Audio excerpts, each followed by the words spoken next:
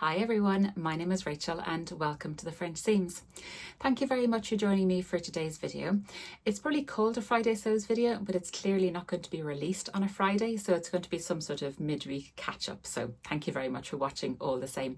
I do love the Friday Sews format where I can talk to you about all my crafty things and a little bit of life as well. So as always, a massive thank you to Jen from Today and Jen Suringham who came up with that fantastic hashtag. So I hope you have all had a good week. It's been a pretty good week here in the French Seams household. It's been a cold week. The weather got very, very cold here in Dublin.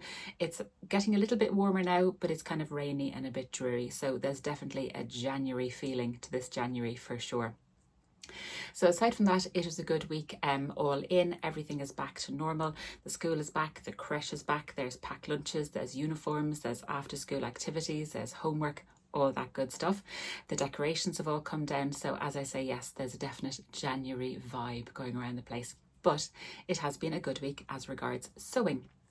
So on the vlog, I just put up my year in review, so I'll link that down below. Thank you very, very much to those of you who watch it already.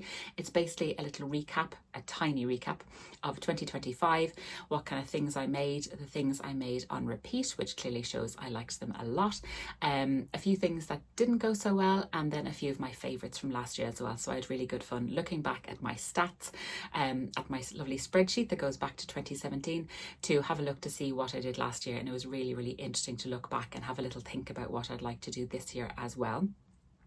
I'm desperately playing catch up and posting on Instagram of all my makes that I made in kind of November, December time. So I am putting them on Instagram. So if you are interested, take a little look over there. But I have now filmed my October makes vlog. So that'll be coming out to you shortly. And then I will also have my November and December makes because I'm going to bundle them together because they're all kind of festive makes. So I'll have that out to you as well. And then I think we'll be kind of back on track for 2026. So as regards knitting, so I did finish my socks that I showed you last week. I can't show you them properly because I am wearing them because they are so comfy cozy and so warm and toasty and they are just lovely. So I'll pop up a picture here. The yarn is the gorgeous Opal Van Gogh wool that my lovely aunt bought me at the Fibre Festival last year, and it came from a lovely yarn shop called Olga's Own Craft. So I'll link that down below. She has a fantastic online shop. So I loved making those. They were just stockinette, which I started in November before I cast on my Christmas socks, and then I did a contrast toe, heel and cuff, and I really, really enjoyed making them, and they are super, super cozy. So delighted with those. And I have started a new pair. Are you surprised? I don't think so. So here are my new pair, and they are in my lovely cozy pouch by Incomplete Stitches. And I did mention on my last vlog about the lovely present that I got from the very lovely Mr. French Seams. He got me this little neck light which I use for crafting on the couch, and everybody seemed to love it, and an awful lot of you now have seemed to have bought your own one as well. And yes, I'm delighted you have. You won't regret it. They're an absolute game changer, so thank you for that. So here are my lovely little socks. They're in the beautiful yarn that I got in my fantastic advent calendar. Thank you, Sam and Catherine. And I found the name of this, and it's called Drops Fable, and it's called Pink Dream. I mean, what could be better? So as always, I'm doing 2 at a time.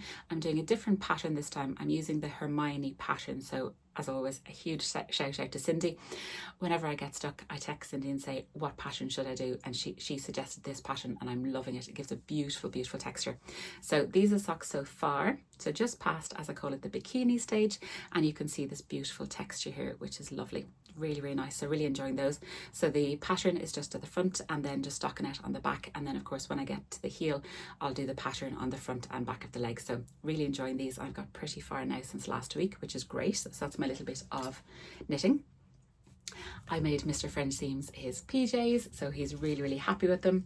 So these are the Sew Over It Ultimate Pajamas.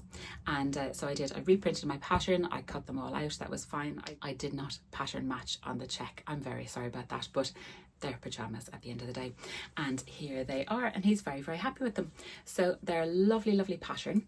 So they're just a waistband and then a front and back. I did add pockets, and I just kind of drafted my own pocket pattern piece, and I secured them into the waistband so they're not going anywhere. So really, really nice big roomy pockets, and they're secured on the inside into the waisting. Then I put on a little ribbon that I bought in Paris last year, and it has little golfers on it. He has a Made by My Wife label from Little Rosy Cheeks, and then these ones I bought for my boys for their Christmas pajamas, but how perfect are they? They say night night, sleep tight. They're also little rosy cheeks. Very, very cute. So here are his winter pajamas, and I'm very, very happy with them. They came together super, super quickly, basically front, back, pockets and waistband. So very, very happy that I've got those for him now. So that was great.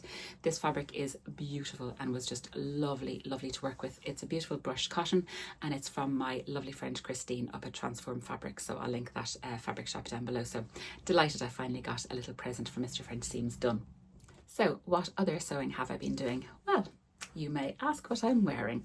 This is my brand new make and I absolutely love it. This is the Ellie & Mac Sage sweatshirt that just came out, I think, last week, and as soon as I saw it, I knew I wanted it. Do I need another sweatshirt pattern? Absolutely not, but I love this and I'm very, very glad I bought it, and it does have a unique selling point which I'll show you shortly. So I made this on Friday night. I was very, very lucky to join in my fantastic friend Sam, So Let's Sparkle, her social sparkle on Friday night, which is fantastic, and then that finished and I just decided to keep on sewing, and I sewed into the wee hours to get it done. So I was sitting here in my lovely sewing room, I had the Gilmore Girls on Netflix and I was sewing away to my heart's content. It was an excellent Friday night. So I love this sweatshirt, I really do. So the black fabric is black French terry that I got from Rainbow Fabrics. So as a brand ambassador, I can give you 20% off. I think this had 20% off using my code Rachel !VIP. And I think I got this a little bit time before Christmas, and then I knew I had it in my stat. And then when I saw the sweatshirt, I thought it would be perfect. And then I decided to go, I'm calling it a bit of if David Bowie was on Star Trek, with the whole black and then a gold sequin stripe, which I love. So these are the gold sequins that was in my Christmas Eve skirt. I got this beautiful sequin fabric from Stitch Fabrics at the Knit and Stitch in Belfast last year. So I had a little bit left over and I thought it would make the perfect accent stripe. So this is the sweatshirt, and I have it on with a pair of ready-to-wear jeans. So it's just a plain sweatshirt and it's got a dropped shoulder, it's got the neckband, the cuffs, waistband, all that good stuff. Because I didn't have any black ribbing, and I find it very, very difficult to match black fabrics, I just used self fabric. But what I did was I cut the cuff and the neckband on the cross grain to give a little bit more stretch, and it worked out perfectly. On the back neckline, of course, I bound it in my personalised Specky Seamstress binding. I'll pop in a picture here. I love doing that, and I do have a tutorial on how to do that on my channel. I'll link that down below. I added a little label. It's a little sewing machine label. I can't remember where I got these labels, but they're very cute, and on the back it said Sewing Rocks, which I thought was perfect with the black. I used my lovely label keeper, browsing through my labels, and I thought this black one would match really, really well. So the stripe is really, really cute, and the sizing on this I think is really, really good. So I made a size medium grading to a size large. I didn't have to add anything to the sleeves. I think the sleeves are absolutely perfect. And then what it does is it asks you to measure your, I think it's called the side waist. So they basically ask you to measure from your armpit to your natural waist.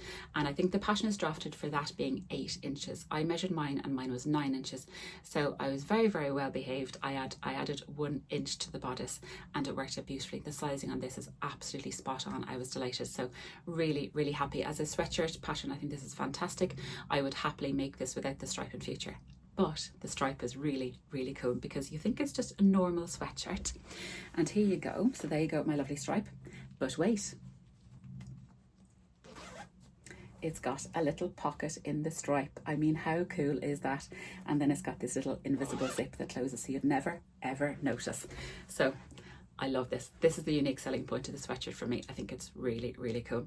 But I think it's a really, really fun feature. I think it's great. And like, you can just put your things in your pocket if you're dashing out, if you don't need a big coat. I think it's really, really handy. And then it's just a fully lined pocket then that is secured at the bottom into the waist seam. So I think it's super, super fun. So delighted with this make, and I've just been wearing it all the time since. I really, really love it. It would be perfect for colour blocking, for using up scraps, if you have a little scrap of some really fun fabric to use in the accent. So I'm absolutely delighted with the sweatshirt. So yes, maybe I did need another sweatshirt pattern after all. So that was my lovely sewing.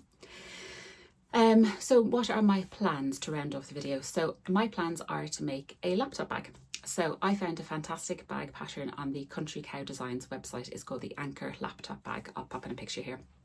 And I'd had this in my mind for a good long time to make one. You know how I love bags, and this one I thought was pretty practical. So I did mention last week that I would like to make it, and I gave a few suggestions on fabric, and I think I've rounded on what I'm going to do. So I'm going to do the two contrast of the navy Mora fabric from the Little Sewing Tree, and then the cork fabric. So I had a look at the cork fabric, and I don't think it's real cork. And on the back it's just kind of fabric-ish like this, and I think it would be fine to sew with and turn out and do all that good stuff. So hopefully I'm going to do that as the accent. Then I have the matching webbing, and then I have a matching zip, and I have some rose gold zip pulls as well from the Little Sewing Tree as well. For the lining, I'm going to use my favourite bonded nylon from my fantastic friend Orla. Her website's So What, I'll link it down below. And that's the lining that you don't need to interface. It's almost got a kind of twill feel, and it's quite thick and quite sturdy, so you don't need interfaces, which is fantastic. The only other thing I'm waiting for this bag pattern is the bag foam. So you need to sew in bag foam, and I've just put in an order into Vibes and Scribes, and I've ordered sew in bag foam, and I've ordered fusible bag foam because I know I use them all the time. So as soon as they land in, I'll get started, but in the meantime I can actually start printing out the pattern, start cutting out my pattern pieces, all that good stuff. So really looking forward to doing that. That'll be a bit labour intensive, take a little bit of time, but I will certainly catch you up on my progress on that next week.